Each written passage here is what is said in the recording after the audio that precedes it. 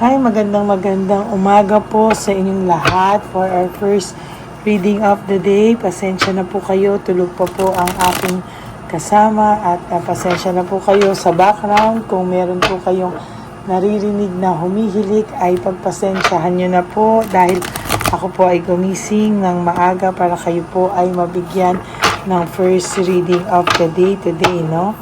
Ako po ay magre-recharge muna ng energy mamaya para po mawala ang lahat ng stress at lahat po ng negative vibes, no, sa ating paligid, no.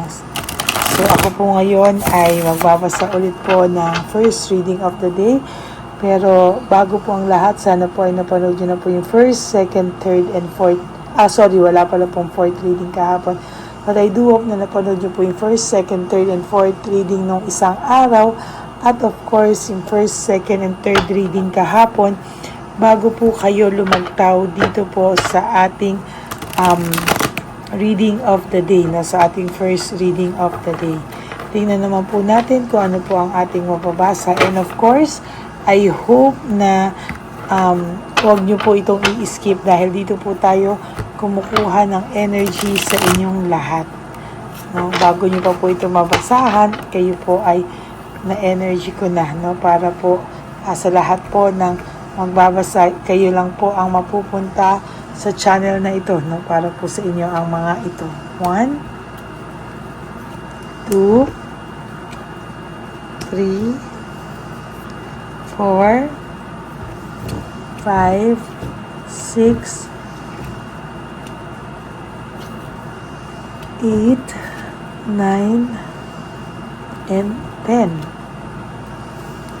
11, 12, 13, 14, 15, 16, 17, 18, 19, and 20.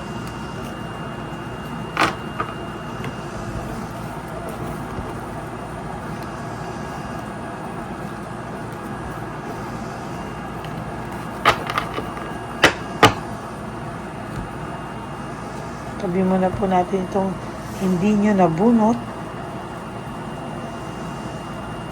Hindi natin nabunot, rather. Okay, ito na po ang ating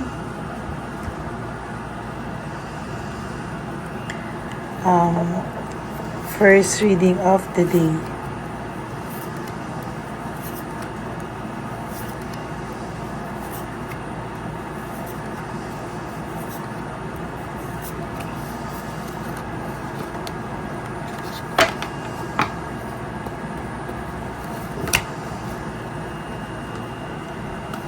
For your first reading of the day, talagang ang tao po na to ay may excess pride, no? Very unfair, no? At talagang ang hustisya po sa kanya ay parang ayaw niya pong harapin yung talagang nakikita na po niya, no? Na talagang sinisingil na siya ng hustisya, pero ayaw niya po talaga itong harapin, ano? Puno po ito ng utang. At talagang sobra-sobra po ang pride nito. Kumbaga, ang kayamanan niya na lang po sa kanyang buhay ay ang kanyang pride and ego, no? Kaya ito pong taong ngayong ito ay dinidisconnect ang kanyang sarili sa mga tao sa paligid niya, no?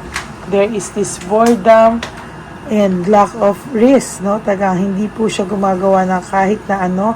At ito pong taong ito ay nakakaramdam ng boredom at demotivation. Ina-isolate niya po ang kanyang sarili. There is this moody, no? Moody po ang taong ito ngayon. Wala po ito sa mood, ano? Talaga ito po ay very insecure, inconsistent po ang kanyang pakiramdam at nane-neglect niya po ang lahat ng mga dapat niya pong unahin, ano? Wala po ito sa sarili niya at ito po ay lutang na lutang, no?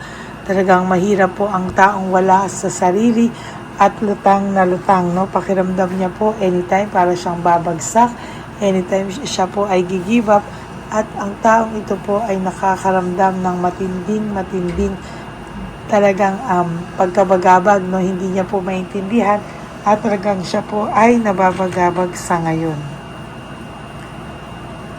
Wait lang po, ay naayos ko lang yung ating camera.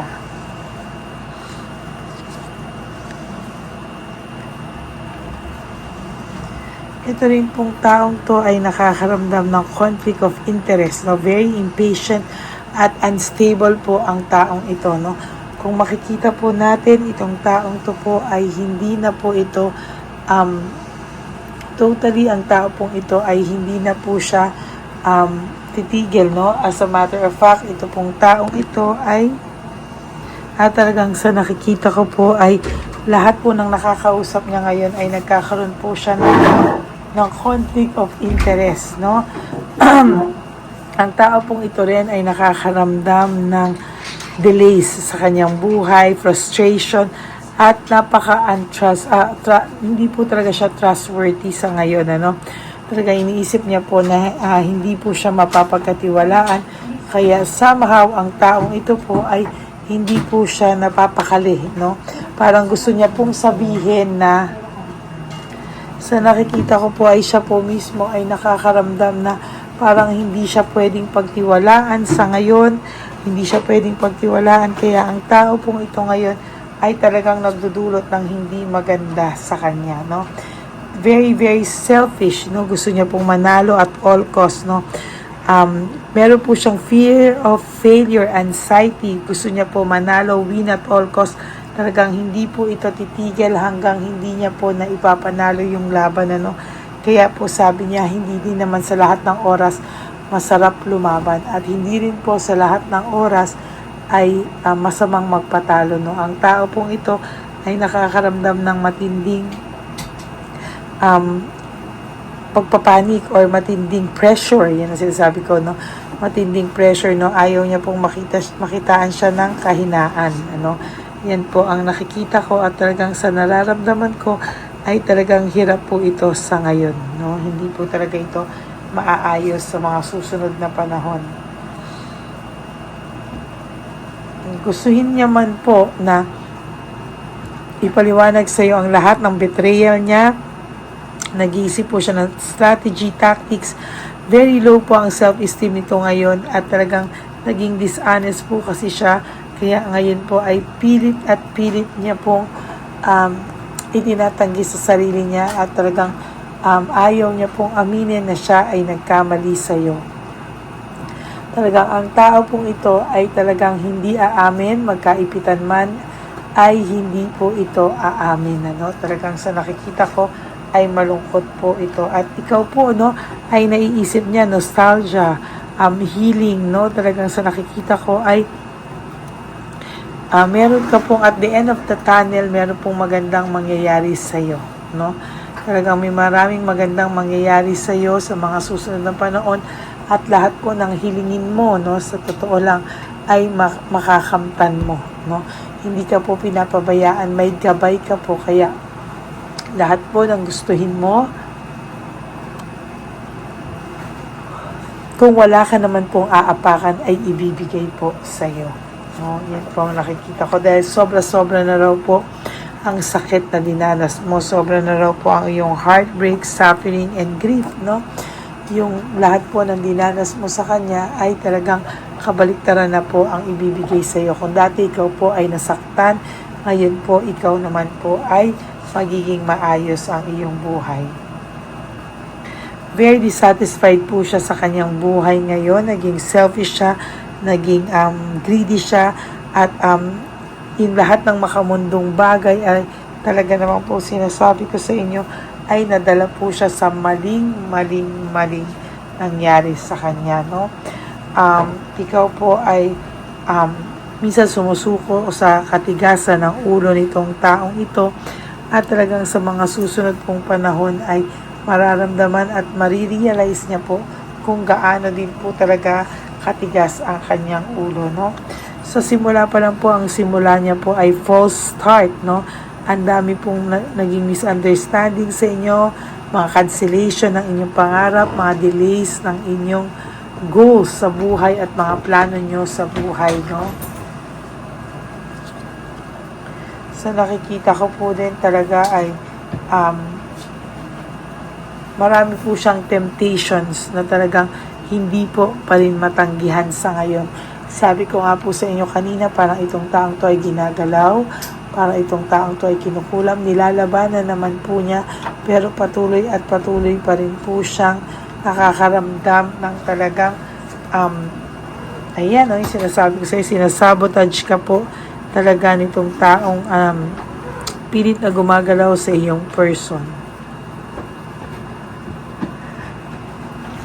No, pakiramdam ko po ay ubusan ng pera to, no? Talagang sa nakikita ko po ay talagang yung babae po ay palaban din at talagang babae, or it's either babae or lalaki, kung naman ang karelasyon ng inyong mga someone, ay talagang palaban po ito at hindi po ito titigil hanggang hindi po siya manalo. Pero hindi po lahat ng gustuhin niya ay matutupad kahit kumasos pa po siya ng kumasos, dahil makapangyarihan pa rin po ang Diyos. At kung hindi niya po yan will, hindi po yan uukol, hindi po yan bubukol. Tandaan niyo po yan, ano? Hindi po siya mananalo sa huli, no? Dahil naniniwala po ako na wala pong kasamaan ang mananalo kesa po sa kabutihan, no? Naging unfocused po siya sa kanyang mga ginagawa, uninspired po siya, meaningless po talaga ang lahat ng ginagawa niya, careless, no?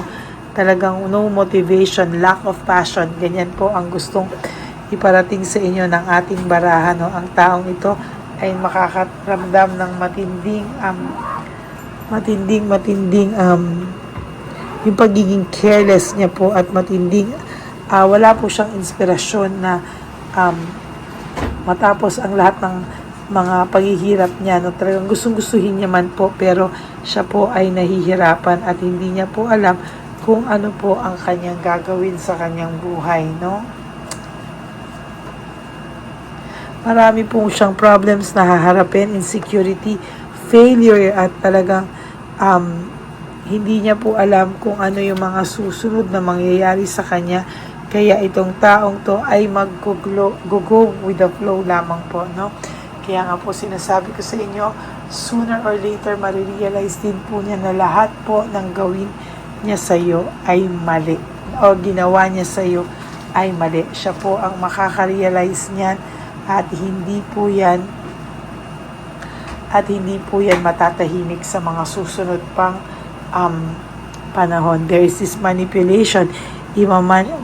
Minamanipulate din po siya ng tao, talagang gumagalaw sa kanya ng pilit. Kaya sinasabi ko sa inyo, dasalan po ang kailangan nyo dyan, ano? There is this unbalanced, very po siya, disorganized, overwhelmed, ang dami niya po chaos na nangyayari sa buhay niya o mga problema hindi niya po inaasahan. Sa totoo lang, no? Ang taong ito ay nakakaramdam ng sobrang emotions, no? At talagang hirap na hirap po siya sa kanyang emosyon, no? And there is this emptiness and emotional loss. Talagang nakakaramdam po siya ng too much emptiness at hindi na po yan mawawala sa kanya hanggang hindi po siya makipag-usap sa iyo. Kailangan niya lang daw po ng courage, no? Kailangan niya lang po ng lakas talaga ng loob para humarap sa iyo, at talagang yung excitement po ay nandun naman, ano? Kaya lang, at ikaw po ang love of his or her life. Kaya lang po, wala po itong courage lumapit sa iyo. Yan po ang matindi niyang problema. So, yan po ang ating third reading of the day. I hope na naka-resonate po kayo, and if you do, can you please give me a like and comment down below para naman po alam natin kung ano po ang inyong saloobin sa ating reading. And for those of you who would like to have a private reading with me, you can message me po at Ladyly Elena, that's Ladyly Elena. Nasa dulo po yan na ating video. Diyan nyo lang po ako makokontak. That is my only official and legit FB and Messenger account, no? Maraming salamat po sa inyo. And nilabas ko din po dyan ang fake account ng Lady Elena, na kung saan po siya po ay nag-i-scam, nangangwarta, at nag-hack po ng ating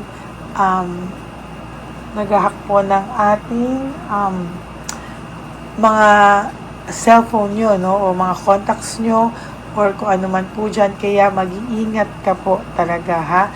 Sabi ko nga po sa mga gusto magpariling sa akin, sabihan niyo po ako at pwedeng-pwede ko po kayong tawagan. Okay? Maraming salamat po sa inyong lahat. And ang akin naman pong mga payo sa inyo is just to live one day at a time.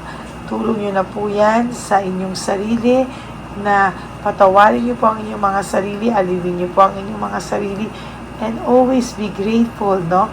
Na tayo po ay buhay pa, healthy, at may pag-asa pa po tayong bumawi sa ating mga sarili. And of course, no, patawarin niyo po ang inyong mga sarili, spoil yourself, and enjoy your life to the fullest.